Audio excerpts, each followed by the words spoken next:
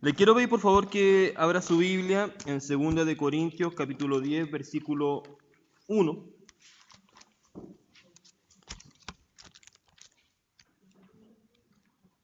Segunda de Corintios capítulo 10 versículo 1.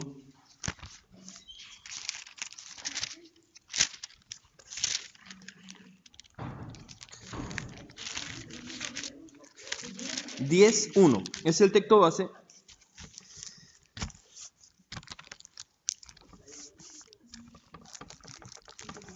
Lo voy a leer del 1 hasta el 6, vamos a leer. Dice así: Yo, Pablo, os ruego que por la mansedumbre y ternura de Cristo, yo que estando presente ciertamente soy humilde entre vosotros, más ausente soy muy osado para con vosotros.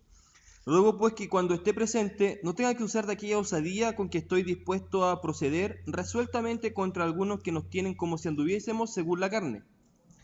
Pues aunque andamos en la carne, no militamos según la carne. Ya conmigo, aunque ande en la carne, no milito según la carne. Porque las armas de nuestra milicia no son carnales, sino poderosas en Dios para la destrucción de fortalezas, derribando argumentos y toda altivez que se levanta contra el conocimiento de Dios, y llevando cautivo todo pensamiento a la obediencia, a Cristo, y estando prontos para castigar toda desobediencia cuando vuestra obediencia sea perfecta. La semana pasada tocábamos un tema acerca de la obediencia y dejamos establecidos algunos principios que eran sumamente importantes. Cuando veíamos la semana pasada la historia de Saúl, la historia de Saúl y el texto de la historia de cuando él definitivamente miente para poder encubrir su fracaso en la misión que se le había encomendado, aprendíamos varias cosas que el día de hoy quiero poner como introducción antes de comentar el tema que se llama Derribando Fortalezas. Lo que hablamos la semana pasada es que, a diferencia del Antiguo Pacto, diga conmigo, en el Antiguo Pacto, obediencia tiene que ver con lo que hago. Diga conmigo ahora, en el Nuevo Pacto, obediencia es lo que soy. Entonces ahí nosotros entendíamos de que la obediencia del Antiguo Pacto se resumía en cuántas cosas yo hacía para Dios, en cuántas leyes yo cumplía, en cuántas cosas yo podía hacer para agradar a Dios. Pero en este nuevo pacto, en este pacto que estableció Cristo en su sacrificio, Dios el Padre con su Hijo en la cruz, en este nuevo pacto a nosotros se nos dio una nueva naturaleza. Diga conmigo, nueva naturaleza. Y en esta nueva naturaleza nosotros hemos sido también constituidos, hemos sido hechos justos. Y aquí a donde se nos produce una cosa en la cabeza, porque uno de inmediato se puede preguntar es, ¿qué fue lo que yo hice para que Dios me considerara justo y me viera obediente? La verdad, nada. Y es por eso que esto se llama gracia, porque si tuviera alguna necesidad en que tuviéramos que nosotros cumplir algo más, ya no sería gracia. Es decir, si tuviéramos que hacer nosotros un sacrificio o algo extra a lo que Cristo ya hizo por nosotros, definitivamente eso no es gracia, eso es esfuerzo personal, eso es obra muerta y para Dios simplemente no cuenta. Porque todo lo que en este nuevo pacto para Dios cuenta proviene solamente de lo que Jesús ya hizo por nosotros. Es por eso que en este nuevo pacto a usted se le considera y se le cuenta dentro de una persona. Cuando Dios, por ejemplo, ve a María José, o cuando Dios, por ejemplo, ve a Rodrigo, Dios no está viendo al individuo María José, el individuo Rodrigo, sino que no está viendo a Cristo dentro de ellos. Quiero que por favor, esto estoy introduciendo, vaya conmigo a Hebreos, porque esta idea no la alcancé a desarrollar la semana pasada. A Hebreos en el capítulo 10, versículo 8, mire lo que dice.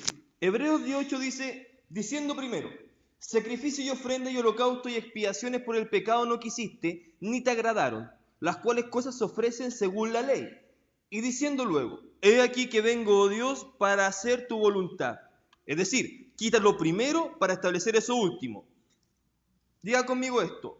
En esa voluntad somos santificados. ¿En la obediencia de quién usted ha sido santificado? ¿En su obediencia o en la obediencia de Cristo? En la obediencia de Cristo usted ha sido plenamente santificado. Entonces, cuando partíamos nosotros este año, termino de leer el versículo. En esa voluntad somos santificados mediante la ofrenda del cuerpo de Jesucristo hecho una vez y para siempre. Lo que nosotros decíamos a principio de año, ¿qué significa estar en Cristo? Estar en Cristo, diga conmigo y si puede anote, estar en Cristo significa identificarme. ¿Con qué nos vamos a identificar? Con la muerte, con la sepultura y con la resurrección del Señor. Diga conmigo, estar en Cristo significa identificarme con su muerte, con su sepultura y con su resurrección. Una vez que hemos entendido esto, nos damos cuenta que obediencia ya no es algo personal.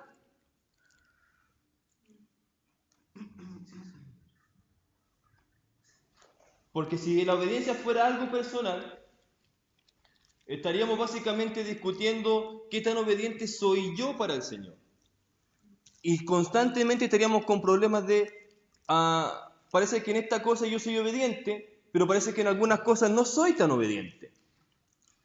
Pero cuando usted se identifica en Cristo, cuando usted se identifica de que lo que usted ya era murió, cuando usted identifica que eso que también ya murió también fue enterrado y de que usted ha nacido a una nueva vida, entonces usted se da cuenta que esta obediencia no la puede experimentar solo, sino que tiene que experimentarla en el cuerpo.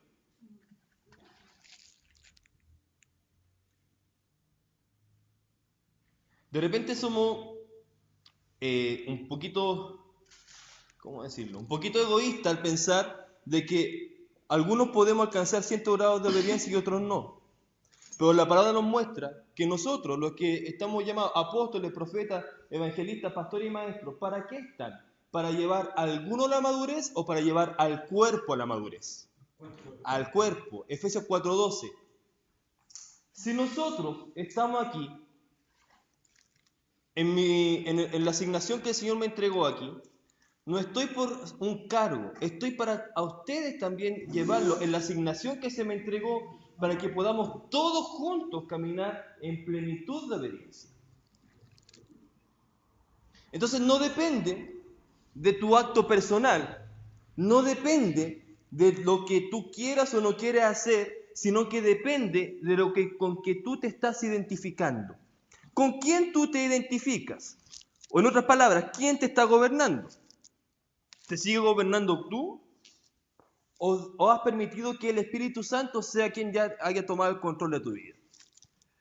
Si es el mismo Espíritu Santo que está en ti, ese es el mismo Espíritu que está dentro de mí, entonces esa obediencia se va a dar en forma de cuerpo. Fíjense esto. Si la obediencia fuera individual, ¿por qué Dios cuando Moisés envió a los 12, miren el antiguo pacto, Moisés envió a 12 espías a espiar el terreno que iban a conquistar? De los 12 espías, 10 dieron mala noticia. Y por culpa de esos 10 espías, toda una nación quedó fuera de la promesa. Pero Moisés creyó, Josué creyó y no me acuerdo, se me olvida siempre el otro nombre del otro espía. Bueno, y también otro espía creyó. Pero por culpa de 10 espías, toda una nación quedó fuera. La pregunta es, ¿usted no cree que dentro de esos 6 millones de israelitas que estaban ahí, había gente que sí le creía a Dios? Por supuesto que sí. Pero ¿cuál fue el punto? ¿Y cuál es el asunto? Ya nos damos cuenta que ya en el antiguo pacto la obediencia tiene que ver no con algo individual, sino que tiene que ver con algo como cuerpo. Y mientras usted no se identifique con la muerte, con la sepultura y la resurrección de Cristo, entonces usted definitivamente va a estar siempre en desobediencia. ¿Por qué? Porque su antigua naturaleza todavía está viva. Diga conmigo, yo tengo dos opciones. O estoy en Adán o estoy en Cristo. Por eso es que nosotros decíamos que en este nuevo pacto no es por lo que yo haga, no es por la obra que yo haga, sino por qué cosa es por la fe. Por la fe, diga conmigo, antiguo pacto, obras. Nuevo pacto, fe. Fe y obediencia van juntas. Es imposible vivir en obediencia si no se nos desarrolla, si no caminamos en fe. Porque en este nuevo pacto, usted y yo ya no somos guiados por leyes externas, no somos guiados por pensamientos externos, sino que en este nuevo pacto a nosotros, esas leyes que estaban antes externas, la ley de vida, que es Cristo mismo, ha sido transcrita y está depositada en nuestros corazones que han sido renovados y regenerados. Entonces, por eso es que nosotros en el discipulado, el apóstol nos hablaba el domingo y nos decía, en este nuevo pacto la necesidad de escuchar la voz de Dios no es algo para, ay, qué bonito, yo escuché la voz de Dios y sé lo que Él me está diciendo. No, escuchar la voz de Dios es algo práctico, cotidiano, y es el deseo de Dios como Padre que todos lo podamos hacer. ¿Por qué? Porque si usted no escucha la voz de Dios, entonces le pregunto yo, ¿qué voz está escuchando? El día de hoy estamos entrando ya al punto que es obediencia en cuanto a los pensamientos. Por eso es que este tema se llama destrucción de fortalezas. Pero si vamos a hablar de obediencia, tenemos que comprender que esta obediencia no pasa por lo que yo le pueda decir a usted que haga, sino que pasa por la voz que usted está escuchando. Si usted ha nacido de nuevo, si usted ha sido regenerado en Cristo, entonces tiene la capacidad de poder escuchar a Dios. Si Cristo está dentro suyo, usted tiene la capacidad de obedecer. Cristo fue perfeccionado en obediencia para que usted no tuviera que añadirle nada más a esa obediencia. Él fue el inmolado, Él fue el que murió por nuestros pecados.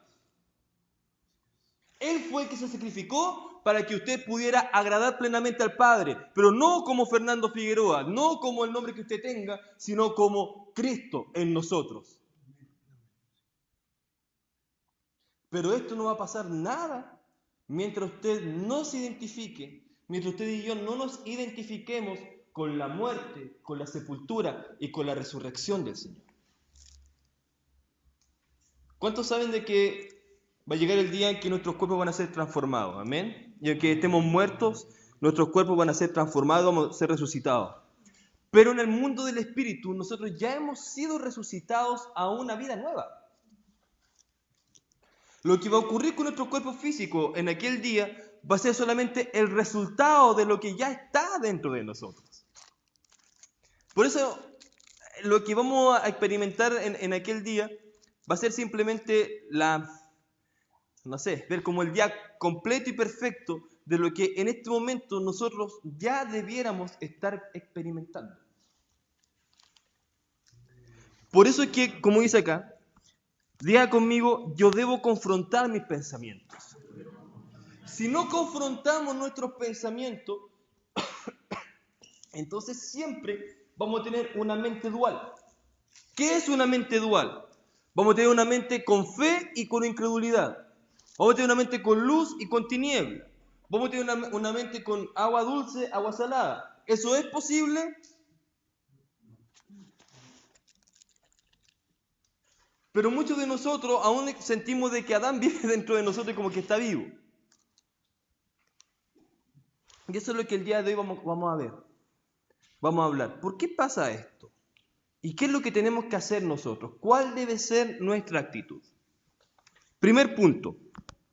La obra completa de Jesús nos obliga a ser completamente dependientes de Él. Quiero que por favor vaya a Efesios 4:8.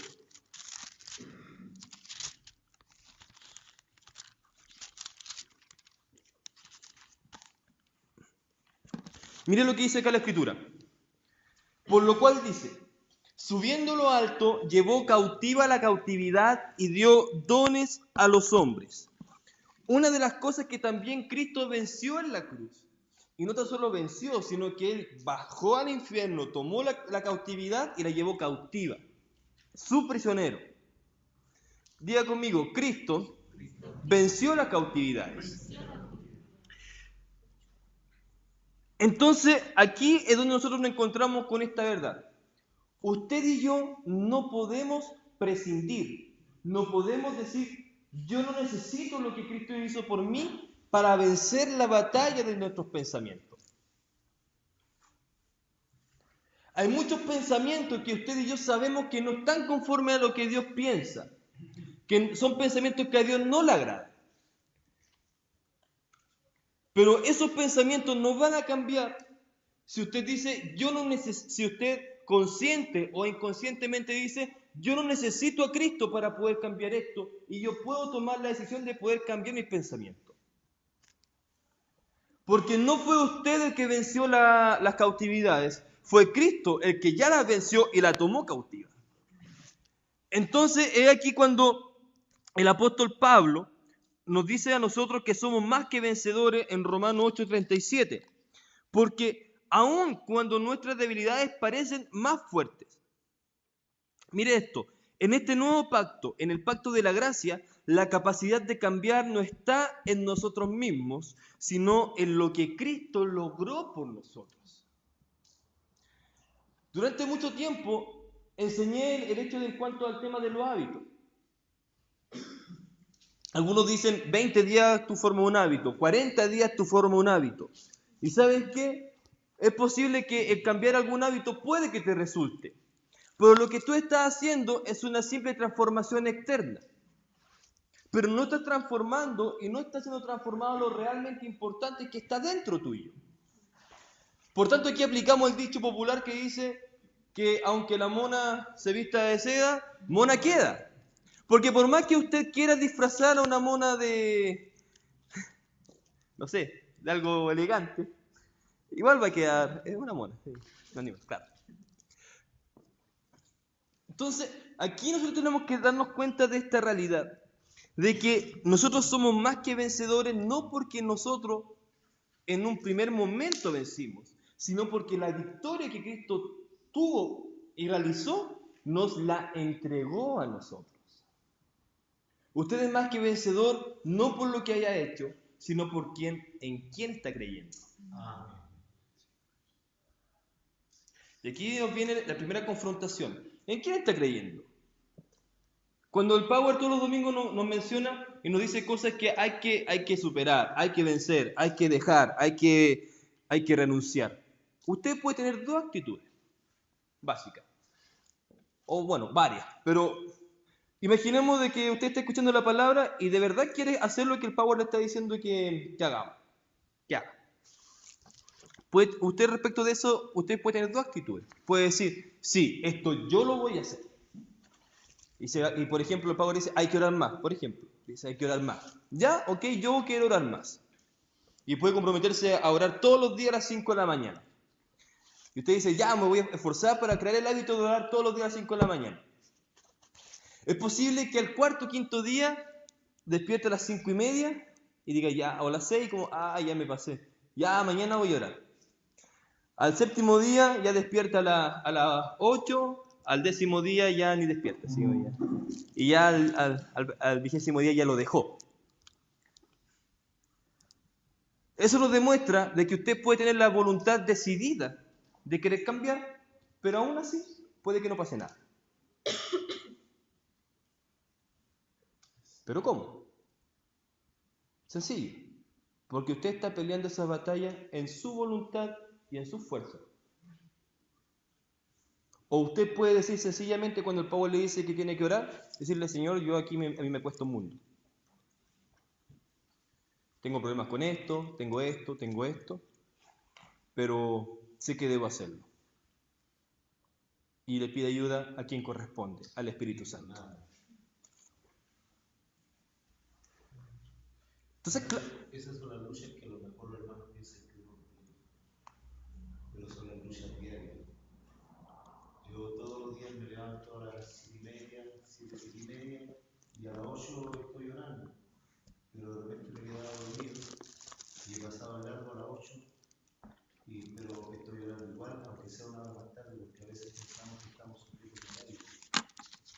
Entonces, también uno tiene la dicha, pero cuando uno va a entender que no es así, Señor, yo te agradezco como puedo, necesito tu ayuda, porque tú eres el único que me puede sacar de esta situación. La oración cambia y uno no sabe cómo resistirse. Entonces, ese es el tema, el conflicto, y como lo vamos a pasar a ver en el segundo punto, pero antes de llegar a eso, quiero terminar la idea.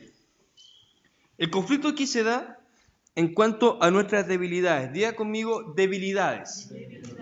El problema con las debilidades es que, como lo hablamos, siempre lo hemos dicho durante este año, el problema con nuestras debilidades es que nos gusta taparlas. Nos gusta mostrarnos casi como lo indestructible, o como el que no tiene algún problema, o no sé. No sé. Pero la verdad es que cuando usted, por ejemplo, lee en 2 Corintios 12:9, cuando el apóstol Pablo se quejó delante de Dios, le dijo: Señor, esta situación que me está provocando, Dios le entregó esta respuesta, le dice: y me ha dicho, bástate mi gracia, porque mi poder se perfecciona en la debilidad. Por tanto, dijo el apóstol Pablo como conclusión, de buena gana me gloriaré más bien en mis debilidades, para que repose sobre mí el poder de Cristo. Es decir, como lo decíamos algunos discipulados atrás, nadie en su sano juicio va a colgar el diploma del último lugar que ganó en un concurso. Nadie va a mostrar la medalla de que llegó último en una carrera, porque ni siquiera entregan medallas ni diplomas por ser el último. Se va triste para la casa, ¿no? Pero aquí el apóstol Pablo dice: miren mis medallas, miren mis diplomas, miren, yo soy el más rasca, el más malo de todos, pero por la gracia de Dios soy lo que soy. Entonces usted aquí entiende lo siguiente. Usted entiende que no depende de su capacidad natural con la cual usted fue formado o tiene. No depende ni siquiera de su habilidad, ni depende del llamado, ni de una cuestión. La única dependencia que Dios le está exigiendo en este nuevo pacto es solamente de una sola persona, y esa persona es Cristo. Juan 1:12 nos dice de que la ley fue dada, pero la gracia y la verdad vinieron por medio de Jesucristo. Ya hemos hablado bastante acerca de la gracia. Hablemos ahora acerca de la verdad. Porque muchas veces nosotros aquí en nuestra cabecita confundimos estos dos términos. Este término, verdad, lo confundimos con el término realidad. Y creemos que nuestra realidad es la verdad. Pero una cosa, diga conmigo, una cosa es la realidad y otra cosa muy distinta es la verdad. Tu realidad puede ser terrible, tu realidad puede ser catastrófica, y no te la puedo desconocer. Yo digo, tu realidad puede ser, no sé, el peor problema que tú puedes estar pasando es tu realidad. Pero en este nuevo pacto, la gracia y la verdad vinieron. Esto quiere decir que no tan solo ahora Dios viene a confrontar tus pensamientos. No solo viene a decirte: ok, yo entiendo lo que tú estás pasando, pero hay una verdad que es la que sustenta todas las cosas que existen.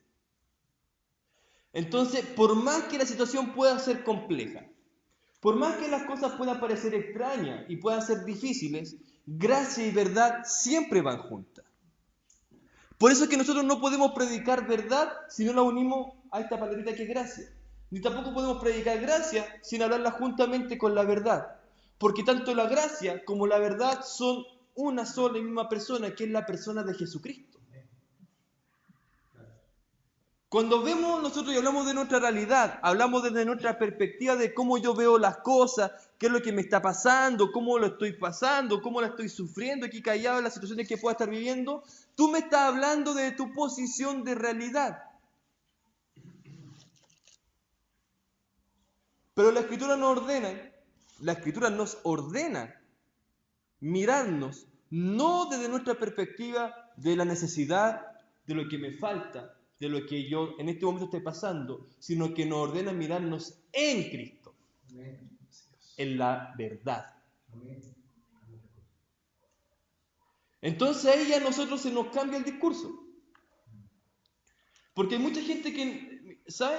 Yo he conocido gente de que no puede orar o le cuesta orar porque sencillamente no encuentra razones para orar o agradecer.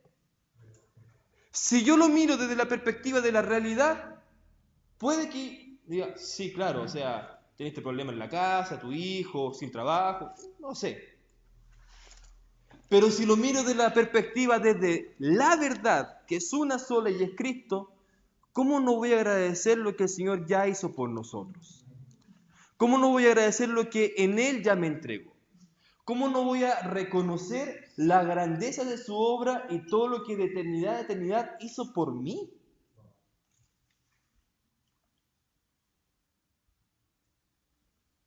Por eso es que, como hablábamos hace semanas también, cambia el asunto de predicar un evangelio adecuado a tu necesidad.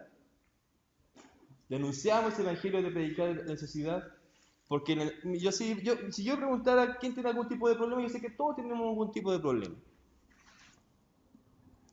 Y de repente, día tras día, noche tras noche, esos pensamientos que están acá te hacen recordar tu realidad.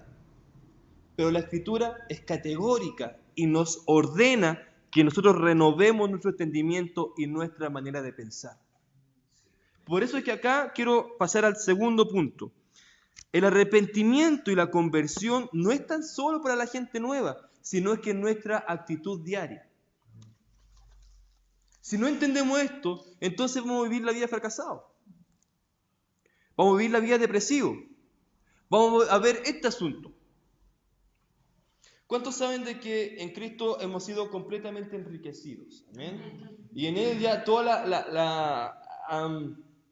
hay palabras del antiguo pacto que ahora se están cumpliendo este nuevo pacto, de que las riquezas del impío están reservadas para los justos.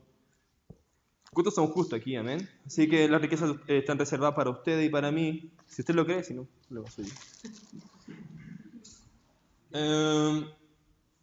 Pero qué complejo es cuando la realidad te dice y te miras la billetera o miras la cuenta RUT. Y ves que tiene menos 50 pesos. Qué complejo. Claro. Pero cuando Jesús en su ministerio caminaba aquí en la tierra, su mensaje era el siguiente. Él decía, Marcos 1:13 dice, arrepiéntanse y conviértanse porque el reino de los cielos se ha acercado. Diga conmigo, el reino demanda obediencia absoluta, completa y radical. ¿Cuántos saben de que estamos en el reino de Dios? Amén. Levanten su mano así para creerle, los que saben. Si no tiene duda de que está en el reino, bueno, le digo que estamos en un reino. Estamos en este reino de Dios. Pero en este reino a nosotros se nos ordena, diga conmigo, a mí se me ordenó obediencia completa, total y radical. Y esto exige determinación. ¿Sabes por qué tenemos estos rollos en nuestras cabecitas? Porque después pensamos tantas cosas. Porque seguimos viendo desde nuestra perspectiva de nuestra realidad y no desde la verdad que es Cristo. El reino te demanda que te arrepientas de eso. Que cambies tu manera de pensar. Cambia desde tu realidad a tu verdad que está en Cristo. Incluso esos pensamientos que tú tienes, no se trata de que sean pecados o no, sino lo único que hacen es dañarte, es provocarte dolor de cabeza y más problemas de los que pudiera solucionarte. ¿Cuántos creen de que en Cristo Dios ha cumplido todas las promesas? Amén. Y todas las promesas están contenidas en Él. Entonces, ¿por qué seguimos viendo nuestra vida? ¿Cuántos saben de que somos cristianos? Delante de su mano que saben que son cristianos, le pertenecen a Cristo. ¿Cuántos saben que están en Cristo? Amén. Sí, amén. Si estamos en Cristo, entonces ¿por qué seguimos viéndonos y contándonos como si no lo tuviéramos? O sea, el Evangelio no se trata de tan solo esto, de escuchar un mensaje, sino de algo que tú vas a experimentar todos los días. La batalla que estás teniendo aquí en tu cabecita, que yo estoy teniendo en mi cabecita, pasa por definitivamente decidir dónde estoy yo sentado, o aquí en mi realidad, o sentado en la eternidad con Cristo en los lugares celestiales. Por eso es que esta batalla es real.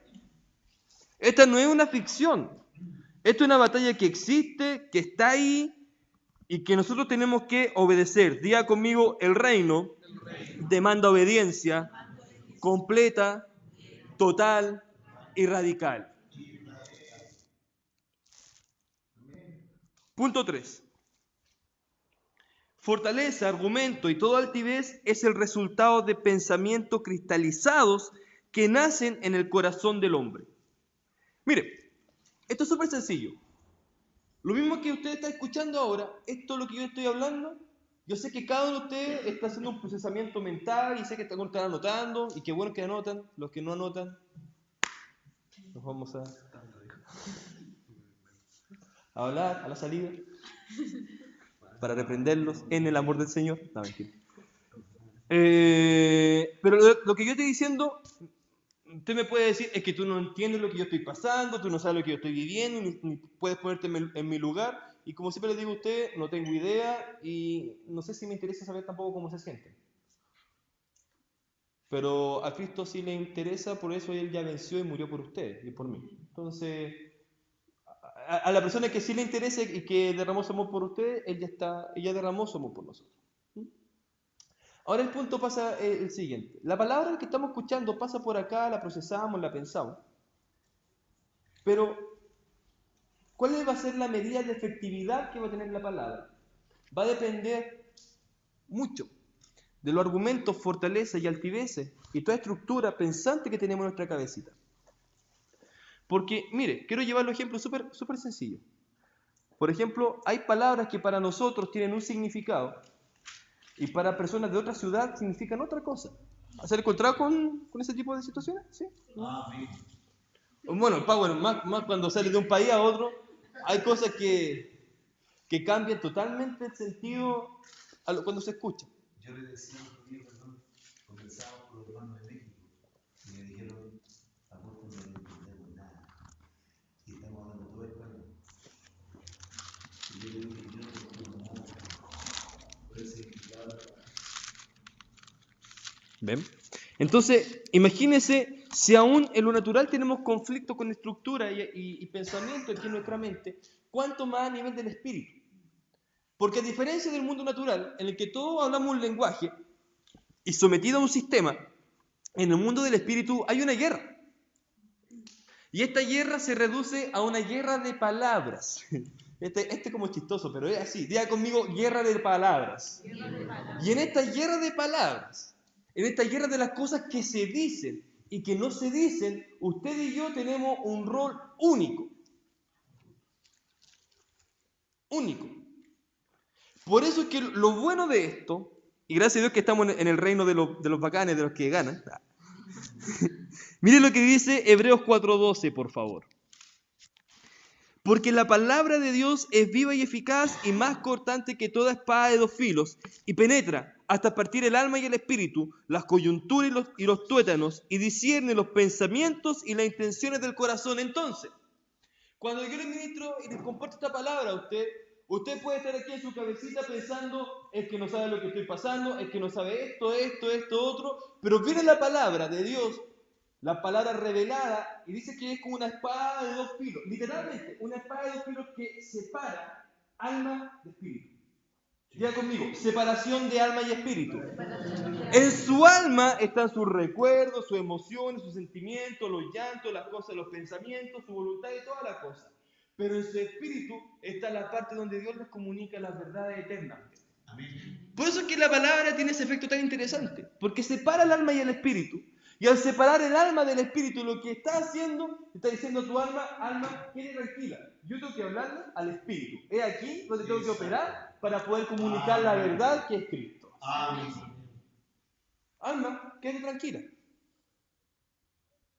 Este asunto del gobierno no es contigo, es con el espíritu.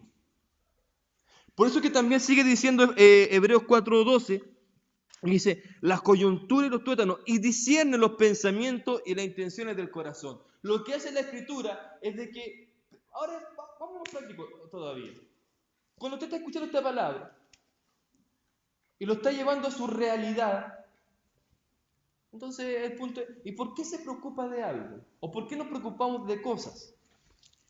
Sí, por su familia, porque hay que comer, hay que vivir, pues no hay que pagar la cuenta de luz, hay que trabajar. Ya, pero ¿qué hay de fondo? O sea, ¿cuál es el fundamento? ¿Cuál es el origen? Y ahí es donde la respuesta, la solución es la palabra. Y volvemos al mismo punto que hemos hablado, no sé, durante tantos años, y decimos, esto al final se resume en una sola y gran frase. ¿Quién gobierna? Porque muchos de nuestros planes no resultan, porque no estamos gobernando nosotros. ¿Cuántos saben que los que aman a Dios todas las cosas le ayudan a bien? Ese tanto lo hemos repetido como papagayos. Pero cuando se nos caen nuestras intenciones, se nos caen nuestras ideas y nuestros pensamientos, ¿qué ocurre con lo que me dice la Biblia, con lo que me predicó el Power, el F, con mi realidad que yo estoy viviendo ahora? Como que hay una contradicción, algo no está funcionando aquí, algo no calza. ¿Y sabe qué? Lo bueno es que a Dios también le encanta trabajar con nuestros fracasos. Amén. Amén. Así es. Aleluya. Gloria a Dios. Porque si no fuera así, entonces no existiría el quebrantamiento. Amén. Cuando viene la palabra y te trata y te separa alma y espíritu, la palabra dice, yo tengo que tratar con el espíritu. A tu alma tiene que someterse. Si no se somete, proceso, quebrantamiento.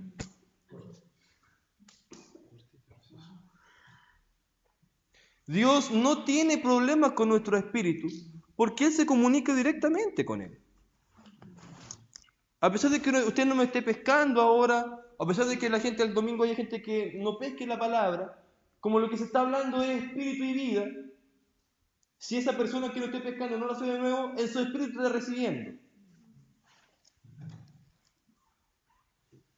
Pero como esto pasa por espíritu, alma, y tiene que expresarse en el cuerpo, queda el problema en el alma.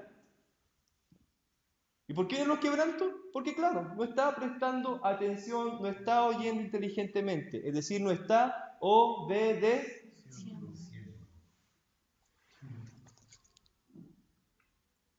Qué importante obedecer a la palabra. Mire, ¿qué destruye la palabra? Fortalezas, argumentos y altivez. La palabra fortaleza viene de una palabra griega, que flojera. Van a tener el discipulado usted, así que ahí después lo notan. Dice, significa lugar A, arreglo para la batalla, campamento barraca, ejército fortaleza. Argumento es un cálculo, un razonamiento en arrogancia. Y altivez es actitud que pone una barrera, altivo que no oye ni razona. ¿Qué es lo que hace la fortaleza? ¿Qué es lo que hace tu estructura pensante en el alma? Se vuelve tan sólida y tan compenetrada, tan una en tu alma, que a pesar de que pueda estar, miren, a pesar de que podamos estar recibiendo la palabra, en tu espíritu tú puedes estar siendo edificado, tú puedes estar siendo ministrado, pero tu alma, tu hombre exterior, no puede manifestarlo, no puede expresarlo. Esa contradicción entre espíritu y alma se debe a que en nuestra alma hay fortalezas que definitivamente tienen que ser desarmadas, tienen que ser vencidas. Y mientras estas fortalezas no sean vencidas, entonces van a venir proceso tras proceso.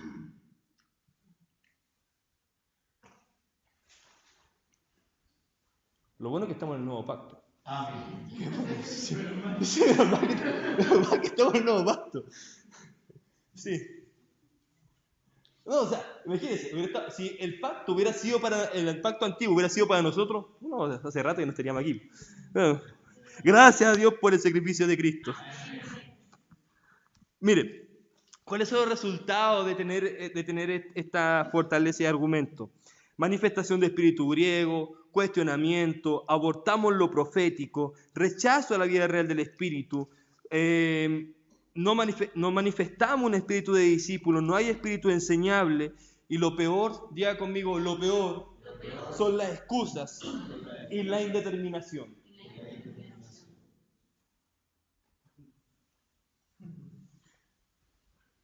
A ver, pero y aquí tú me podrías decir, pero a ver, momento. Aquí se nos ha enseñado de que si recibimos a Cristo tenemos una nueva naturaleza. ¿Es cierto? ¿Tenemos una naturaleza, cierto? Sí, perfecto. Mi pregunta es, ¿dónde hemos nacido de nuevo? En el Espíritu. Diga conmigo, yo nací de nuevo en el Espíritu. El cuerpo también, ya sabemos lo que va a ocurrir con el cuerpo. Pero es aquí donde está el problema. ¿Dónde están las fortalezas? ¿Dónde están los argumentos? ¿Dónde está la altivez? ¿En el espíritu, en el alma o en el cuerpo? ¿Dónde? En el alma. Pero si yo nací de nuevo, ¿cómo puedo tener indeterminación? Si yo nací de nuevo, ¿cómo puedo tener excusas? Se supone que en esta nueva naturaleza yo soy determinado, yo soy violento, soy un guerrero. ¿Qué pasa? Les mentimos. No sé. No, sí. Bueno, sí sé, pero sí voy a decir. ¿Qué es lo que pasa aquí? Lo que pasa es que si hay, diga conmigo, por favor. Si hay excusas o indeterminación, es porque no estoy descansando en Cristo.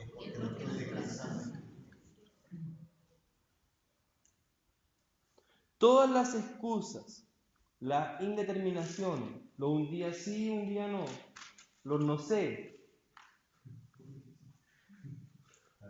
los tal vez, sí, en una de esas, a lo mejor. Claro. Todo eso vamos a probar, vamos a intentarlo. Tiene que ver con excusas y razonamientos que provienen de los argumentos que están en nuestra alma. En su espíritu usted tiene todo. Diga conmigo, en mi espíritu yo he sido capacitado, yo he sido enseñado, yo he sido habilitado en todo. Ahora el problema ¿dónde está? En él. ¿Se da cuenta que esto de convertirnos no es de convertirnos en evangélicos ni... No, o sea, convertirnos no nos va a tomar tampoco un día para otro, ni un mes, ni un año, sino que nos va a tomar toda la vida. Amén. Toda la vida. Jesús fue claro. Él dijo, mire, puso dos ejemplos y dijo, calcule, tome el costo. Nadie comienza a construir una casa sin primero calcular cuánto es el costo. Ni tampoco nadie va a una guerra sin calcular si el ejército que tiene puede vencer al ejército que se le viene a enfrentar. Y por supuesto que recibir esta vida que tenemos en Cristo tiene un costo. Pero lo que hemos dejado y lo que estamos dejando no es ni comparado con la herencia que tenemos en Cristo. No es incomparable. Hay un texto que el mismo Señor Jesús dijo que no hay nadie que haya dejado padre, madre, hermano, familia, todo por su causa, que en esta vida va a recibir 100 meses más. Sí, amén. Así es. O sea, no le está diciendo la vida futura, le está diciendo en esta vida. En la tierra. En la tierra. Amén. Interesante, un buen negocio. Ni en esas estafas piramidales saca tan buen porcentaje de ganancia. Por eso es que la excusa, me quedan 10 minutos, la excusa y la indeterminación reflejan varias cosas en nuestro interior. Pero en una sola frase, si hay excusa y si hay indeterminación en nosotros, refleja la ineficacia de la gracia en nosotros. Porque estás poniendo tu pensamiento, estás poniendo tu argumento, estás poniendo lo que tú crees, lo que tú ves, por sobre la obra completa de Jesús. Oh, gloria a Dios. Por eso es que hay indecisiones, por eso es que hay excusas, por eso es que tú respondes, no sé, a lo mejor, quizá, puede ser. No es ausencia de fe, es indeterminación por no recibir gracia en ella. Santo eres, Padre. Diga conmigo, yo necesito recibir abundancia de gracia. Para ir terminando.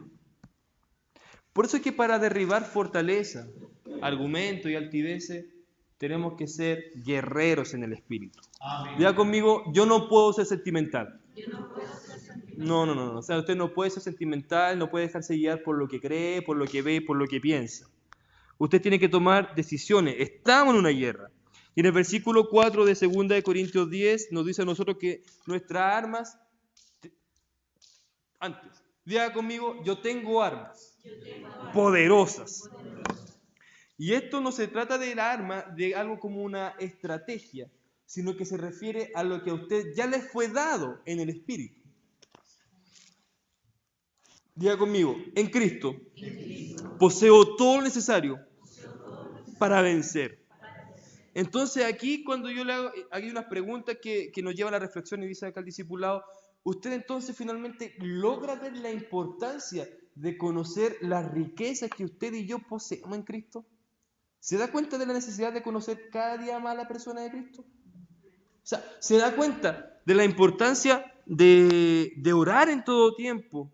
¿Se da cuenta de la importancia de descubrir lo que Él ya hizo por nosotros? O sea, ¿cómo usted puede recibir algo? ¿Cómo usted puede activar algo si no lo sabe? ¿Cómo usted podría, por ejemplo, imaginemos de que usted a alguien le depositó 1 millón de pesos en su cuenta RUT y usted anda mendigando durante el mes y no sabe y le falta plata y no sabe qué hacer y usted ni sabía que tenía ese 1 millón de pesos en esa cuenta RUT que le tenía disponible. Porque no revisar el saldo. Claro, no revisó el saldo. Es lo mismo. ¿Cómo usted puede saber la riqueza que tiene en Cristo, la herencia que tiene en Cristo, si no lo busca? Si no revisa. Si no revisa la Biblia, si no ora. ¿Cómo usted puede saberlo? ¿Se da cuenta de la necesidad de comprender cada día más lo que Él hizo por nosotros? Es de vital importancia. Por eso es que acá nuestros fracasos, dice acá el discipulado, en nuestros pensamientos vienen no porque esos pensamientos sean fuertes. Fíjese, diga conmigo, no hay pensamiento demasiado fuerte. ¿Sabe cuál es el problema? Sino porque fundamos nuestra fuerza en nuestra humanidad. Amén, así Es que no se trata de que yo puedo hacerlo.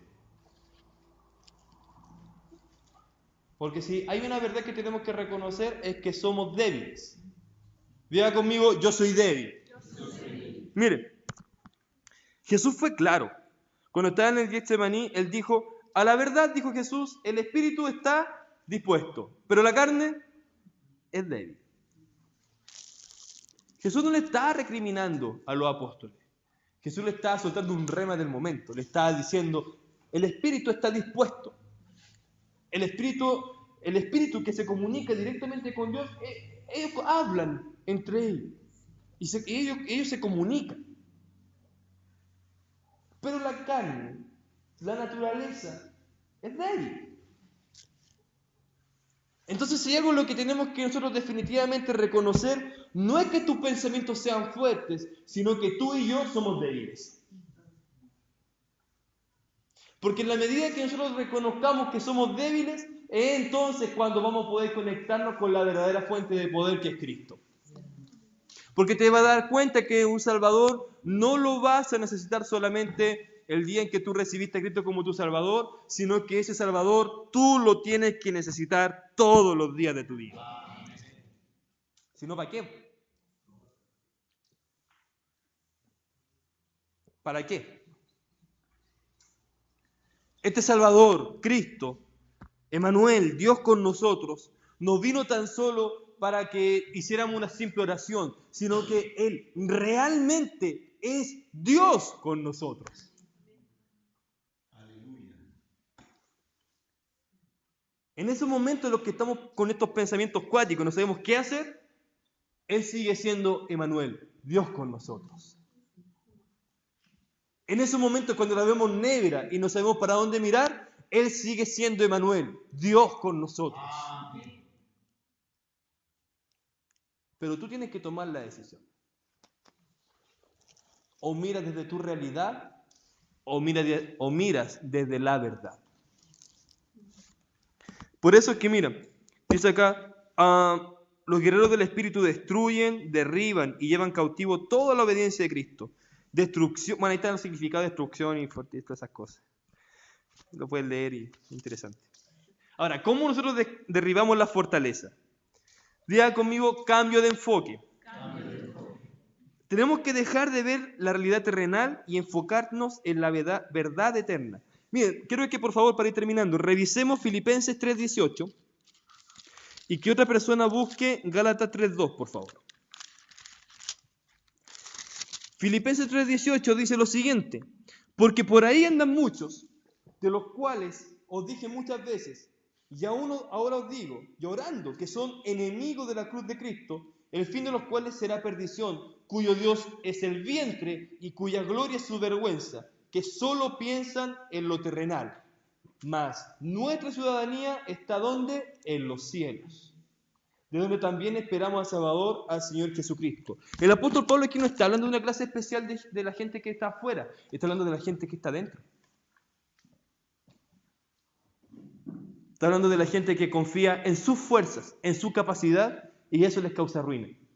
Por eso el apóstol Pablo después cambia y dice, nuestra ciudadanía, nuestro fundamento, nuestro origen, no está en nuestra necesidad, sino está en el lugar donde todo es perfecto y es completo.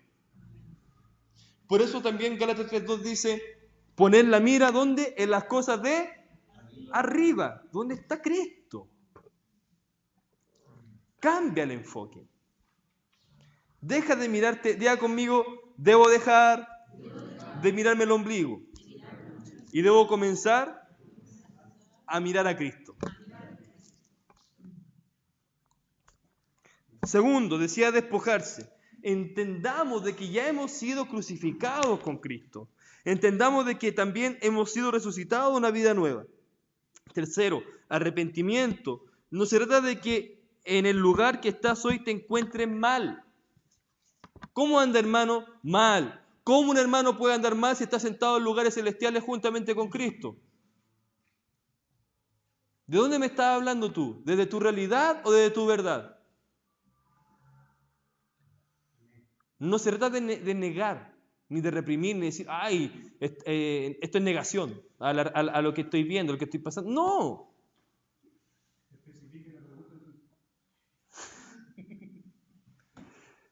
Sino que se trata simplemente de avanzar y de creer en la verdad superior que es en Cristo.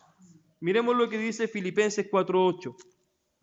Por lo demás, hermanos, todo lo que es verdadero, todo lo honesto, todo lo justo, todo lo puro, todo lo amable, todo lo que es de buen nombre, si hay virtud alguna, si hay algo digno de alabanza, en esto pensar. Amén. Cambia el enfoque. Arrepiéntete.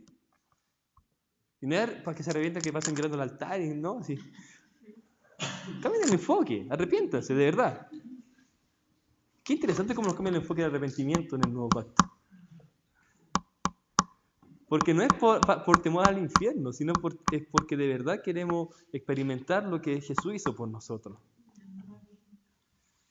No fuimos diseñados para vivir una vida en fracaso. Y entiéndase, fracaso no tiene que ver con lo que tenemos nosotros como victoria o como nos va bien individualmente, sino que hemos sido llamados en el cuerpo Amén. La iglesia, el cuerpo de Cristo, es perfecta, es completa y avanza. Y es en esa victoria que tiene el cuerpo es donde usted mide su grado de éxito o de fracaso. No en lo que usted puede estar pasando.